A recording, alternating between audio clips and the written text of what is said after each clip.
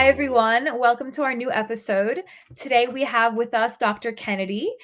She is Winery Research Fellow in the English faculty at Wolfson College, University of Oxford. She's also co-director of the Oxford Centre for Life Writing and International Centre for the Discussion of Biography, Autobiography, and the many issues surrounding the ways in which we approach the narratives of lives. She's also a regular broadcaster on the BBC, especially Radio 3, for Music Matters, Proms Plus, Record Review, Building a Library, just to name a few. And her research focuses on 20th century music and literature, as well as First World War literature, gender and war literature, and life writing. So, from what I can tell from your research, you're very interested in a range of topics, but the relationship between music and literature is a big one, as well as First World War literature. So I know a lot of graduate students find it difficult to pinpoint their research on something or someone. And I know, this process can be very tiresome and arduous from start to finish. So I was wondering if you have any advice, or if you can speak to that a little bit about how you consider that process of choosing what or who to study. How do you pinpoint your own research? How do you figure out what resonates with you? And what led you to the topics that you ended up researching? Gosh, well, I suppose my greatest advice is not to overthink it. Give it 20 years and then pretend you had a plan all along and just rewrite your life retrospectively, and you'll find it all makes sense. So if it helps to show you just how unqualified I am to give any advice, I had this kind of schizophrenic double life. I still do.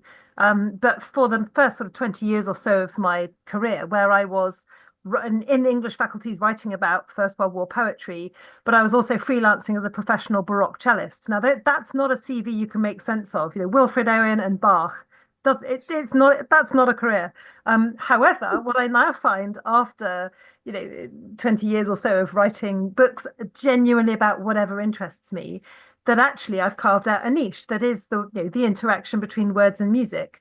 So I could give you the formal version and say I'm interested in interdisciplinarity, but actually I'm just really unfocused and I write about what I love and what piques my interest. So that's how you do it. There's Definitely. always a narrative you can spin, whatever you end up interested in, and only ever write about what you care about. I've really learnt that as well. Yeah. I guess it's because, you're going to stick with that topic for so many years, Yeah, potentially, maybe yeah, even the rest of your academic life. So it has to be something that can sustain that passion and that test for time, I guess, as you're kind of hinting yeah. at. It, Definitely. it Um, it it struck me really quite late on in my career that actually I could choose the books that I wanted to write. I didn't just have to write the book that comes out of the PhD and then the really earnest monograph number two and then the really earnest monograph number three. And actually, if I find an area or find a story or hit upon something, go down a rabbit hole online and find something that really intrigues me, that's going to mm, make the good book. And I probably don't know where it's going at the beginning, but as long as you're academically minded and you're asking deep, sort of nuanced, thoughtful questions of whatever the story is you found, you're going to write something that will appeal to an audience, but also to an academic market as well. And it'll be more interesting because you're not fed up with it and you really care about what you're working on. I love it. That's actually brilliant advice. So thank you for that.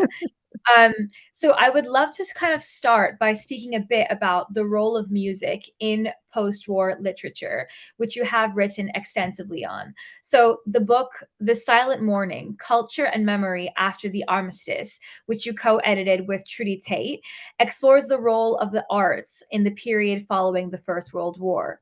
So in the chapter, Silence Recalled in Sound, British Classical Music and the Armistice, you write, quote, this seemingly shattered generation was to prove the vanguard of a renaissance in British music in the post-war years. You continue, quote, I want to argue for classical music's important contribution to the shaping of the silence that was left by the war's end. Initially, it was filled by the cacophony of sirens and cheers. Then, as the years passed, by something more decorous, music. unquote. So you put this so beautifully, and I would love to hear a bit more about why music was so integral to the reshaping of society post-war. What did the role of music look like, and what characterized the kinds of music that was produced during this period? Also, what effects did it have on post-war society as well? Wow. Okay. Well, there are many answers to that. For a start, it depends what sort of music we're talking about. It could be trench song was the equivalent of pop music at the time. The kinds of songs that were coming out of the music hall and going into the trenches, and people were changing the words to make them ruder, but they meant something in a different way. They were about nostalgia and about keeping your spirits up and all sorts of other things. I tend to look mostly at classical music just because that's what I do, but it's not everything. There's plenty more to say.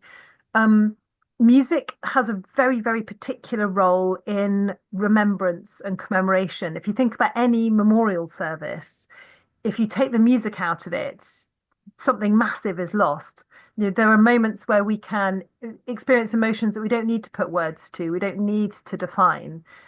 Within the space of music, it holds emotion in a different way, I think, than words ever can. So music has that space within a memorial service, but kind of writ large, it has that space during the 20s because there has to be space to grieve, to mourn, to rethink what it means to be British, what it means to be part of your generation, what this new world looks like. And all of that is done through using music as remembrance, writing music that is elegizing, but also music that rebels, music that breaks the boundaries, that draws on this kind of new European world of music that's more avant-garde and more kind of pushing it against tradition and embracing that. So there are different ways of being British through music. There are different ways of remembering through music.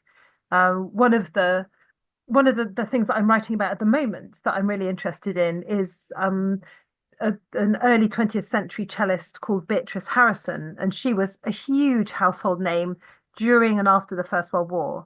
And she made history in 1924, so really just after the war, by playing her cello with a nightingale singing live in her garden. It was the first time the BBC had ever broadcast a bird song and ever broadcast outside a studio. It's a seminal broadcasting moment.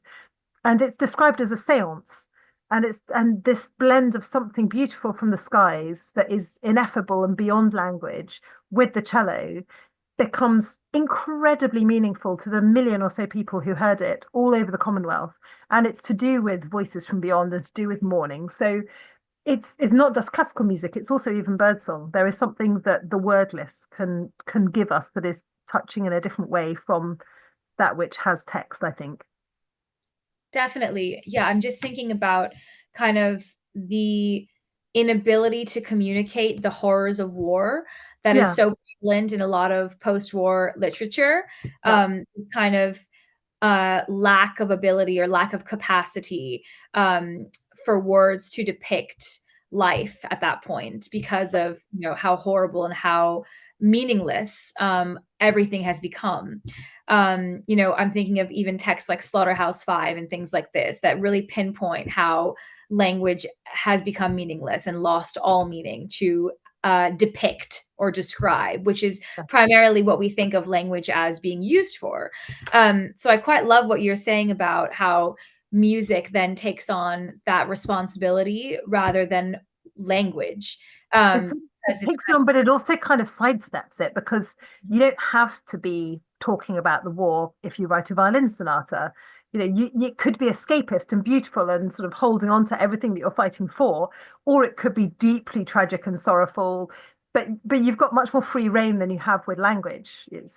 Virginia Woolf. No, in fact, when Virginia Woolf writes Night and Day, Catherine Mansfield says it is a lie in the soul not to mention the war. Like you can't not mention the war.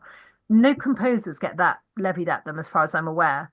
So the specificity of language can be very difficult when something so enormous as the war has to be navigated, and you don't have that limitation with music. That's so interesting. Also, the ability of music to elicit whatever emotional reaction it may Yeah, is quite an interesting facet as well that I think you're right. Language doesn't really have because it is objectively, some might say, it has some objective meaning maybe of yeah, what it might be trying to say. Whereas, a piece of music can depict infinite possibilities. It yeah. could be about war, it could be Be about love. happy and sad to you, at any point in your life, depending on how what you want to read into it. Yeah, it's a container, to use a kind of psychoanalytic term, and it's a container Mm. for whatever emotion you want to bring to it.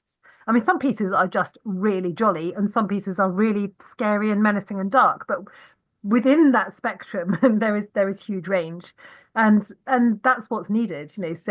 So music does serve a specific purpose. It also brings people together. It's a communal act. To go to a concert or to perform in an orchestra or sing in a choir is is like a kind of act of commemoration or celebration or something. So that has its own role in wartime and after wartime as well, that a poem can't really reproduce. That's true. It's much less solitary than writing or reading, I would say, Yeah, especially if it's yeah, classical music that's performed with a chamber orchestra, as you're saying. You at least need the musicians to be physically present in the same space to play the piece together. So yeah, that in and of itself makes it much less solitary and also yeah. more comforting, as you're saying. Absolutely, absolutely. And then if you choose to put that music with text, it can be doubly powerful, or powerful in a more specific way. So a lot of the composers after the First World War did choose poetry that was relevant or that was to do with war. Like Walt Whitman, even if it's going back a bit, it's still kind of war poetry, and setting that to music was very powerful. And there are accounts of ex-combatants who've come back from the trenches who are in the orchestra breaking down in rehearsals for premiere of a piece by Arthur Bliss because it's just too painful. This kind of having to confront what they've lived through with this incredible music as well. The combination of the words and music is too much for them, and they're all having to stop to cry, which is very poignant, I think. No, definitely. And also the act of crying and stopping and that, interruption to the piece can almost maybe act as a kind of cathartic understanding process for the Yeah, musicians and for the people yeah, involved. Mm, yeah, absolutely.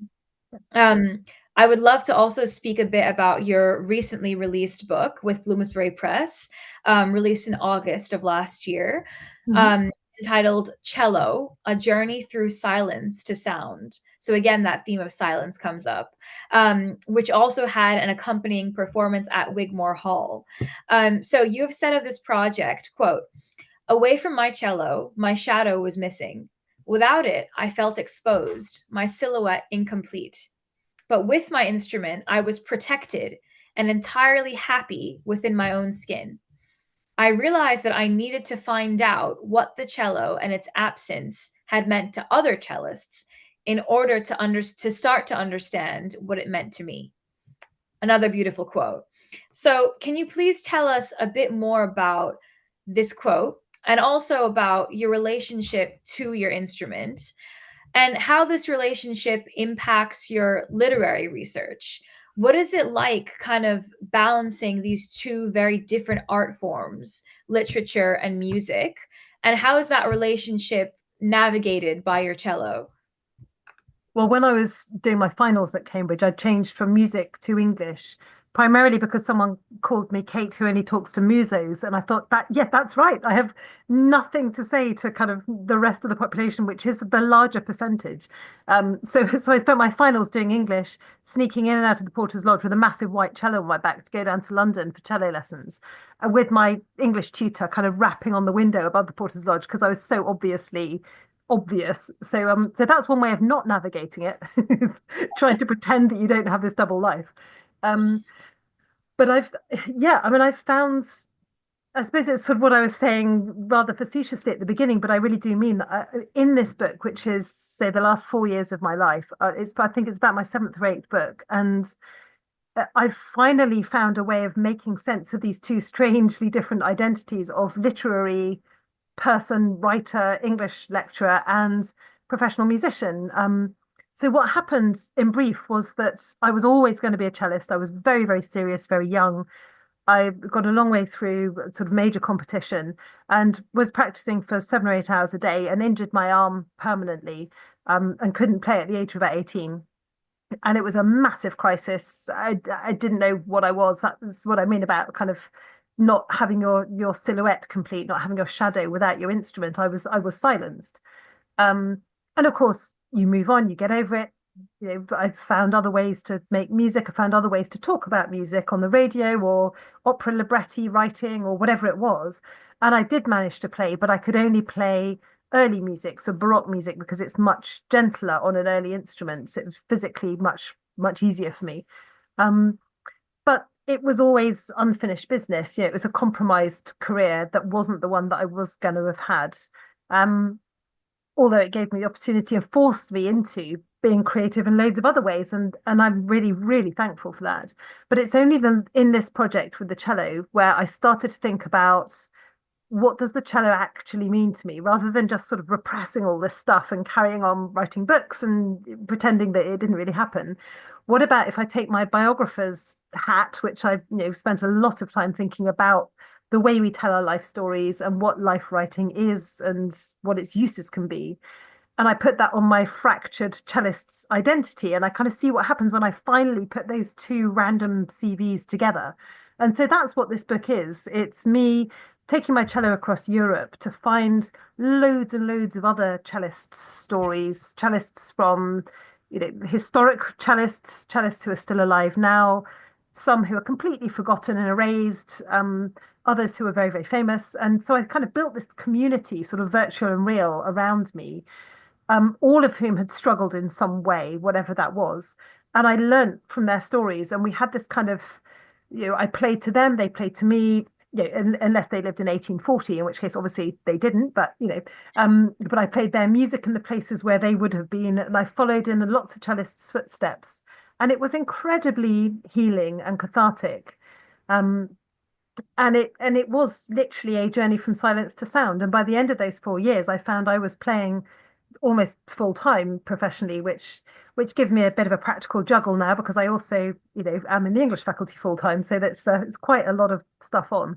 But it's incredible and it's so refreshing and feels like I've come to a place, I've kind of written myself into a place where I feel much more at ease with my identity as a cellist now. And I can use the cello to be free and to express myself and to get it to do what I've always wanted it to do.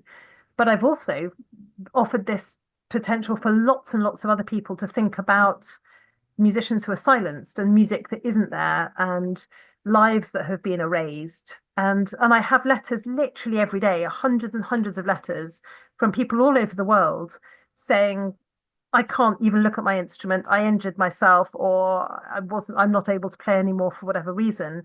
And I've actually got my instrument out of the case because I read your book, or I'm a French horn player. My lip was damaged in an orchestra. It's ruined my career. I can't even listen to music now, but I'm going to think about it again because you've kind of told us what it was like for you. And I wasn't expecting that at all. It was a literary book, it was a group biography. It's quite experimental.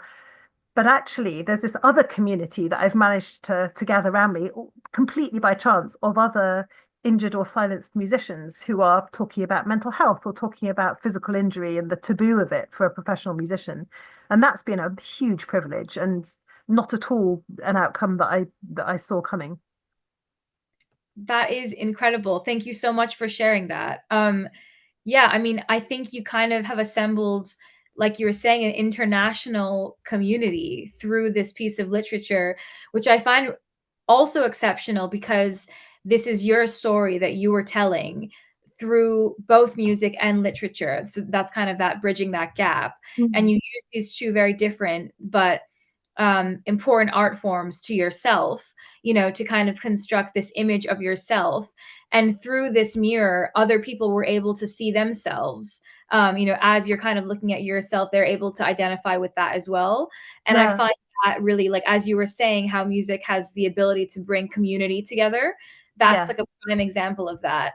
yeah. Um, That's so absolutely right. It definitely. is exactly that. It is a kind of calling card, and in a way, I suppose we could theorize it back to what we were just saying about music bringing people together for commemoration and remembrance after the First World Mhm. War. That if I go if I go to a place that is very resonant with meaning, whether it's a concentration camp or whether it's a concert hall in Berlin that's been bombed and isn't there anymore, and I go and play the music that was there, you kind of disturb the ripples of history in some way or other. Or if I go to a family who's lost a musician and I offer my music to them, it creates a space. It's a kind of oral space for them to share their story. So I turn up and I play, and then I listen and I say, look, this is me offering you something. Now you tell me, you share your music with me. And that was how I gathered the stories. So it was a kind of interactive giving through music and creating a kind of sense of understanding and responsibility for the story and the ethics of the stories. Because some of these were, two of the four stories were Holocaust stories. It was very, very difficult material. And one of those cellists is still living. So I was navigating that. The other, I was dealing with the family who were wonderful, but it was hard for them. And so music gives you a way of being able to be very respectful and go and play in a synagogue. And then a Jewish singer would sing traditional Jewish folk songs to me. And then I would echo what she was singing. So we could kind of have a conversation through music. And then, of course, we then go out for a coffee and she spends 3 hours telling me all kinds of incredibly useful, brilliant things that are perfect for the themes that I'm pursuing. But we've had a kind of cultural exchange at the same time. And without my cello on my back, I wouldn't have been able to have that relationship to the people that I was meeting and that I was talking to. Yes, so the cello is kind of an instrument that not only can bypass identity and can connect individuals who are literally not the same person, but it Yeah, can also bypass the barriers of time, and you can connect with individuals who've died long ago, whether yeah, it's 50 years ago or 500 years ago. yeah. Um, no, definitely. So yeah, I mean, thank you so much for sharing that. And this project is absolutely fascinating simply because of how also interdisciplinary it is. You're using two very different art forms that actually can communicate quite well with each other and can allow others to communicate amongst themselves across the world and across time. Um, I will just read a quote that you've said of this experience. Quote, as I pieced together my own fractured relationship with my instrument, I found ways of filling those silences with music through the telling of a story or bearing witness to others' suffering, often far greater than my own. I found stories of fragmentation and erasure, but also of resurrection and resilience. And I learned to fall back in love with the instrument that has always been my soul and has shaped me, however complicated our partnership. I think that quote just summarizes this project so beautifully. Mm. Excuse me. And I wanted to also ask how the music itself was able to interact with a few of these themes of loss, suffering, fragmentation, but also resilience. Can you tell us a bit about what you discovered about how music can help someone deal with these themes? How can, the act of playing or even listening, bearing witness, as you say, how can this actually help you work through some of that trauma? Mhm. Well, one way would be in the way that we were using music now in the present, to use music as an act of reparation or an act of restoration for the past. So the person who was killed in 1944 doesn't necessarily know we're doing it, obviously, but for the relatives, there can be real healing in that. So just to give you a quick example, I mean, really career changing for me, kind of life changing, really. When we did the premiere of the book, a sort of performed version of the book at the Wigmore Hall in September, just after it came out, I Mm. spent most of this book looking for this one particular cello. It was made by Galliano, and who's a maker from Naples, sort of contemporary of Stradivarius. And the player of it, Paul Hermann, was killed in 44 by the Nazis. He was an incredible cellist, and no one's heard of him. But if he hadn't been shot, everybody would have done. He would have been a household name. And his cello was rescued, but then it went missing. And so I've spent the whole book looking for this cello. And a week before the premiere at the Wigmore, I found it after the publication of the book, unfortunately, but it'll all be in the paperback. So we found this incredible cello, and Paul Hermann was a composer as well as a cellist. So at the very, very last minute, I had the chance for his own music, his own cello concerto to be played on the stage at the Wigmore Hall, where he himself played 100 years before in the 20s on his own cello. And his daughter, who's now 94, was in the audience and she hadn't heard that cello for 85 years. So there she was hearing her father's music with her father's voice, because that's the nearest we could possibly get to hearing his voice, and she knows that sound as a child here so well. And it was the most incredible moment of restoration of something. And also the fact that we were restoring Carl Hermann's name to the canon of music, because he's not forgotten now. This was all over the news. And then the European government picked it up. So the president of the European Union gave me a call and said, would you please come to Brussels at the end of January with the cello, with Corrie Hermann, the daughter, and let's make this the focus for the Holocaust commemoration for this year, for the 80th anniversary of the camps being liberated. So then it was all over European news, and it was an absolutely massive story. And it was incredible to see tiny little Corrie Hermann and the cello right at the centre of this hemisphere of Parliament in Brussels, with standing ovation all around her, and think, yeah, there's the power of storytelling, and there's the power of that music. Because if we didn't have his instrument and his music, it wouldn't quite be the same story. So that's one practical example of it working for me.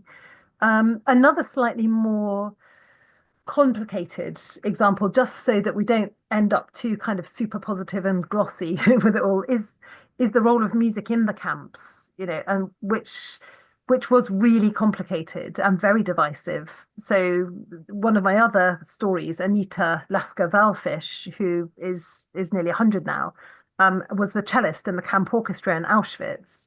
And that was how she survived, because the orchestra had slightly better treatments than everyone else. But there were many prisoners for whom the sound of it was just the worst kind of torture, because how dare you play a Strauss march for these poor, poor people who are being sort of forced to march out of the gates to do hard labor all day, and then forced to march back in if they'd even survived the day. And there's an orchestra playing Strauss at them. They wanted to throw things at this orchestra, and they got better treatment. And so for other members of the camp, it was transcendent. And they, when they were playing on a Sunday afternoon in a concert, it was, the guards didn't know, but we were free. We were beyond the wire, one of them says. So it's kind of everything in between. And one or two members of the orchestra who couldn't bear to touch their instruments afterwards. How could I play the clarinet if that was what I did in the camps, So it is complicated, but it is powerful. I think that's the thing I could agree on all the way through all the stories that I found. Thank you so much for those examples. I see what you mean about there are some extremely, extremely dark aspects of what we're discussing here. And then there's some extremely light and, as you say, restorative aspects. I mean, that example with the daughter is absolutely incredible. And I think you're 100% correct when you say it's like hearing her father's voice. I think that's extremely accurate, because you're right, it is the same sound that she must have grown up hearing, that had remained so dormant in her brain for so long. So you're right, it kind of does really connect, as you say, not only to individuals and time, but a part of yourself that might be missing as well, and allowing her to become that daughter again, that past self through the exactly. Yeah, that's amazing, honestly. So I also have just two more questions for you. So you write extensively on and research the role of music in literature. But as we say, as we're discussing, you are also yourself a musician, and you perform across concert venues around the world. So when you are performing, do you feel as though you are expressing something that verbal language, can never express? Or is that a bit different to the experience that you feel when you're performing? How are those experiences of writing and performing different or similar for you? These kinds of two languages that you're navigating, the language of literature and verbal language, linguistics, and the language of music, that other way that you communicate. Yeah, that's really interesting. Um, in some ways they're so different, and in some ways they're really similar, I think, for me. Mm. Because I've been kind of forced into performing without my cello, it comes from the same place. Basically, I kind of almost get itchy if I can't create or perform or something. And I think in a way it wouldn't matter to me whether it was pottery or flower arranging or whatever it is. I just kind of want to make something beautiful. And so so it's had to become words for me when my arm just wouldn't work. Um, and then I can kind of fall back into playing when I can play.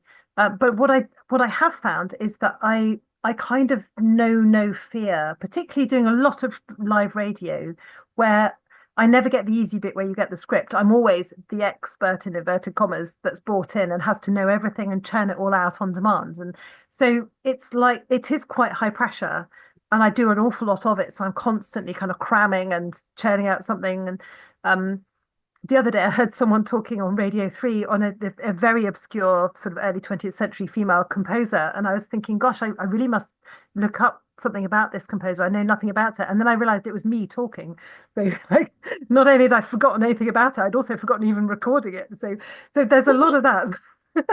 um, but but what I do find is that speaking is easier, particularly compared to Baroque music, because when you're playing a Baroque cello, you don't get to hide behind vibrato. Vibrato is when you kind of move your hand and you fudge the note a bit, and you can slap on a bit of vibrato if you're slightly out of tune. Whereas when you're playing Bach or Handel or early music, you go for the note and you are committed to it, and it is there to the kind of micro millimeter. And if it's out of tune, it's just wrong. Whereas when you're talking, you can sort of say, well, in other words, or so what I mean to say is, and you can kind of fudge it. It's obviously it's always a win if you do make sense, but there's a lot more wiggle room when you're waffling like this than there is when you are just playing a note, particularly if it's in a recording and it's just out of tune, and there's no way around that. So there is far more pressure playing than there is talking, I find. But I think it's because I'm coming as a musician to talking. So it's an added bonus in a way for me. Definitely. And I think maybe there's something a bit more honest about playing music, as you say. You kind Mm, of have nowhere to hide. If this yeah. is out of tune, then it's out of tune. This is me. This is who I am. Yeah. And in that moment, maybe I am out of tune. So like I feel like there's quite like an honest aspect to what you're describing. Yeah. Especially also that, you are playing a pre-composed piece often. You're playing, classical music. It's someone else's piece. So there is that really interesting aspect of it's your language, but it's almost your language coupled with someone else's language, which I also find quite Yeah. interesting. That Um, is interesting. Yeah. And I think actually thinking about it, I do an all at the Life Writing Centre, which I direct in Oxford.